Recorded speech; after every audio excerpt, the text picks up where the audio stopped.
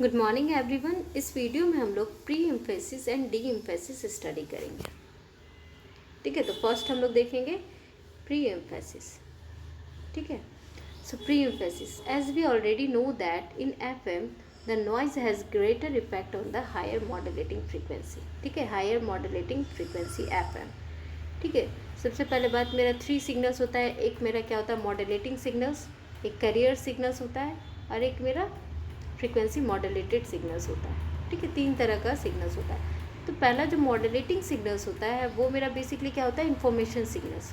अब ये जो मेरा मॉड्यूलेटिंग सिग्नल्स होता है, ठीक है, जो मेरा इन्फॉर्मेशन सिग्नल मॉड्यूलेटिंग सिग्नल्स होता है, जब वो मेरा हायर फ्रीक्वेंसी पे जाता है, ठीक है, जैसे ही मेरा मॉड्यूलेटिंग फ्रीक्वेंसी हायर फ्रीक्वेंसी पे जाता है तो वहाँ पे क्या होता है कि एक नॉइज़ क्रिएट होता है। नॉइज़ मेरा बेसिकली क्या करता है, उस सिग्नल्स को इफेक्ट करता है। ठीक है, हायर फ्रीक्वेंसी, ये मेरा सारे बात जो हो रहा है वो हायर फ्रीक्वेंसी के लिए हो रहा है। लोअर फ्रीक्वेंसी में मेरा नॉइज़ इफेक्ट नहीं करता है। तो बेसिकली मेरा प्रॉब्लम क्या हो रहा है कि जैसे ही मेरा जो मॉड्यूलेटिंग सिग्नल्स है हायर फ्रीक्वेंसी में जाता है, ठीक है, हायर मॉड्यूलेटिंग फ्रीक्वेंसी पे पहुंचता है, तो जो नॉइज़ होता है उस सिग्नल्स को इफेक्ट करता है। तो बेसिकली मेरा काम क्या होता है, उस नॉइज़ को रिड्यूस करना। तो ये जो नॉइज़ होता है, नॉइज़ सिग्नल्स, वो मेरा कैसे रिड्यूस होगा, तो वो जो नॉइज़ है वो बेसिकली मेरा कैसे रिड्यूस होता है, अगर हम मॉड्यूलेशन इंडेक्स जो होता है फ्रीक्वेंसी मॉड्यूलेशन को इंक्रीज़ करेंगे तब जाके मेरा ये नॉइज़ रिड्यूस होगा। ठीक है, अब ये जो मेरा मॉड्यूलेशन इंडेक्स है वो मेरा मॉड्यूलेशन इंडेक्स ऑफ एफएम क्या होता है, डेल बाय एफएम, है ना। तो modulation index of frequency modulation is equals to del upon FM. ठीक है, तो डेल क्या है, मेरा मॉड्यूलेशन डेविएशन। ठीक है, अब ये जो डेविएशन है, अगर हम इस डेविएशन को इंक्रीज़ करेंगे तब जाके मेरा मॉड्यूलेशन इंडेक्स इंक्रीज़ करेगा। ठीक है, अब ये जो डेल है ये मेरा कैसे इंक्रीज़ होगा, by increasing the amplitude of modulating signals. अगर हम एम्पलीट्यूड जो होगा मॉड्यूलेटिंग सिग्नल्स का, जो इन्फॉर्मेशन सिग्नल्स है उसके एम्पलीट्यूड को इंक्रीज़ कर देगा। अगर हम एम्पलीट्यूड इंक्रीज़ करेंगे तो डेल इंक्रीज़ होगा, डेल इंक्रीज़ होगा तो एम एफ इंक्रीज़ होगा, एम एफ इंक्रीज़ होगा तो जो नॉइज़ होगा वो मेरा रिड्यूस होगा। तो जब नॉइज़ रिड्यूस होगा तो फिर जो मेरा प्रॉब्लम था वो सॉल्व हो जाएगा। तो इस पूरे प्रोसेस को हम लोग क्या बोलते हैं, प्री एम्फेसिस प्रोसेस। ठीक है, और इसके लिए अगर हम मेरा जो भी सर्किट यूज़ होगा उस सर्किट को हम लोग बोलते हैं प्री एम्फेसिस सर्किट। ठीक है, सो बेसिकली हम लोग प्री एम्फेसिस में कर क्या रहे हैं, जो मेरा मॉड्यूलेटिंग सिग्नल्स है, ठीक है, एट हायर फ्रीक्वेंसी, जो मेरा इन्फॉर्मेशन सिग्नल जब हायर फ्रीक्वेंसी पे जाता है तो उस टाइम हम लोग जो मॉड्यूलेटिंग सिग्नल्स का एम्पलीट्यूड होता है उसको आर्टिफिशियली इंक्रीज़ करते हैं, उसको बूस्ट करते हैं। ठीक है, तो उस प्रोसेस को हम लोग सिंपली क्या बोलते हैं, प्री एम्फेसिस। ठीक है, सो देखिए यहाँ लिखा हुआ है, thus if we boost the amplitude of higher frequency modulating signals artificially, then it will be possible to improve the noise immunity at higher modulating frequency. So the artificial boosting of higher modulating frequency is called pre-emphasis. ठीक है, जो मेरा modulating signal से जब मेरा higher modulating frequency पे होता है उस टाइम जब हम लोग उसके एम्पलीट्यूड को बूस्ट करते हैं, उस प्रोसेस को, उसको हम लोग क्या बोलते हैं, प्री एम्फेसिस। ठीक है, उसको हम लोग क्या बोलते हैं, प्री एम्फेसिस। सो देखिए यहाँ पे मेरा सर्किट डायग्राम बना है प्री एम्फेसिस सर्किट का। ठीक है, तो ये मेरा टिपिकल प्री एम्फेसिस सर्किट है।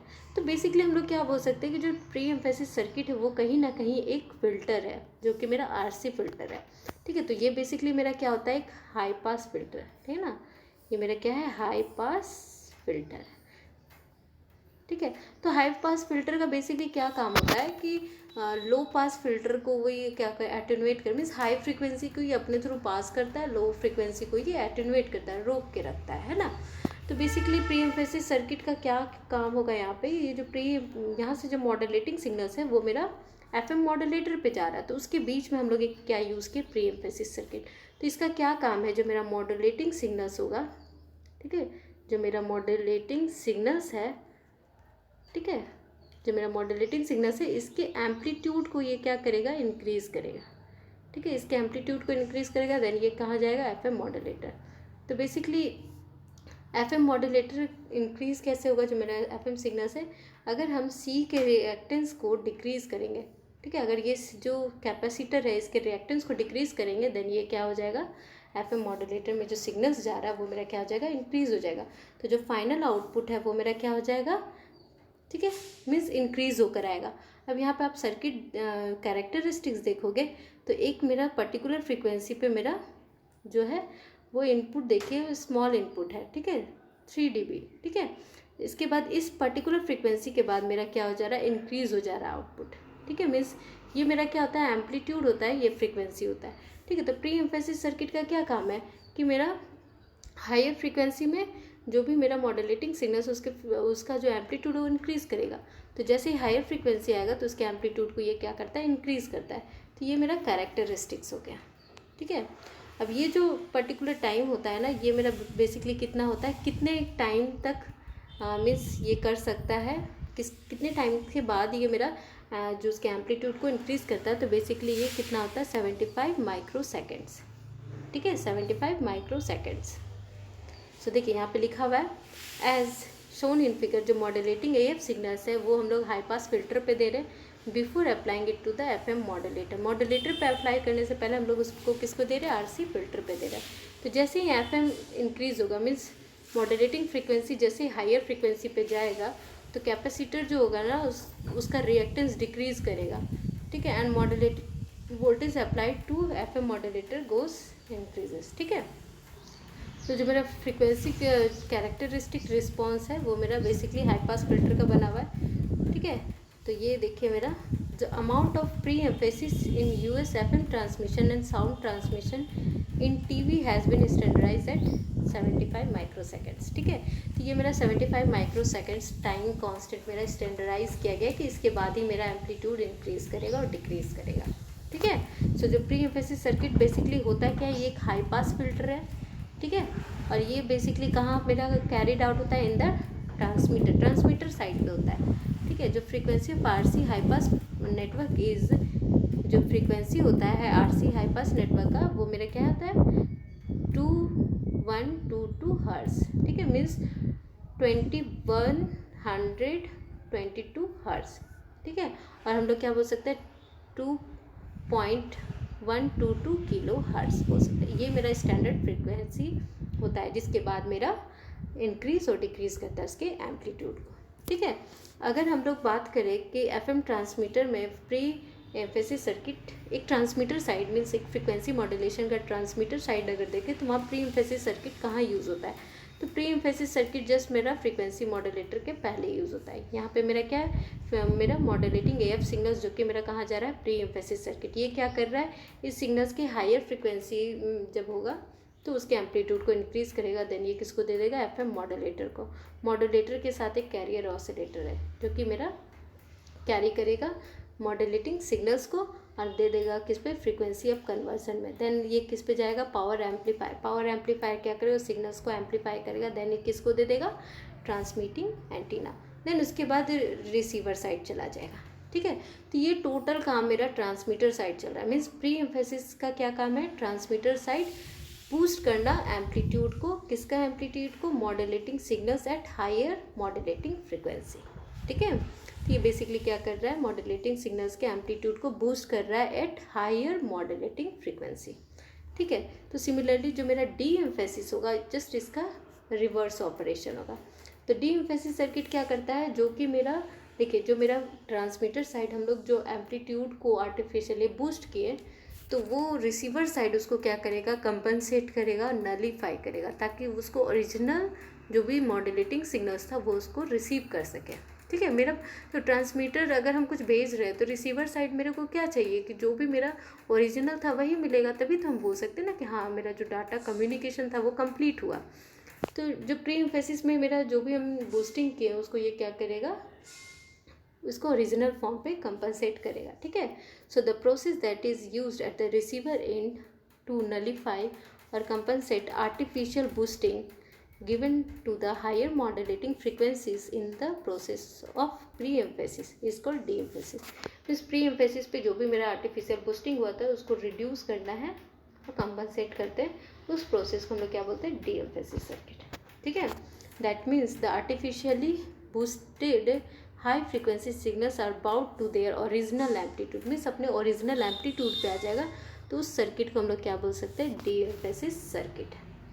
ठीक है, इसके लिए भी मेरा 75 माइक्रो सेकेंड्स होता है।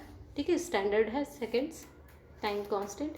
तो डी एम्फेसिस सर्किट और उसके कैरेक्टरिस्टिक्स यहाँ पे गिवन है।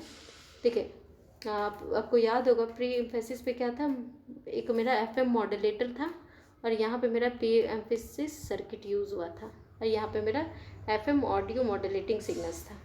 तो प्री एम्फेसिस सर्किट मॉड्यूलेटर के पहले था, यहाँ पे जो डी एम्फेसिस सर्किट होगा वो डी मॉड्यूलेटर के बाद होगा।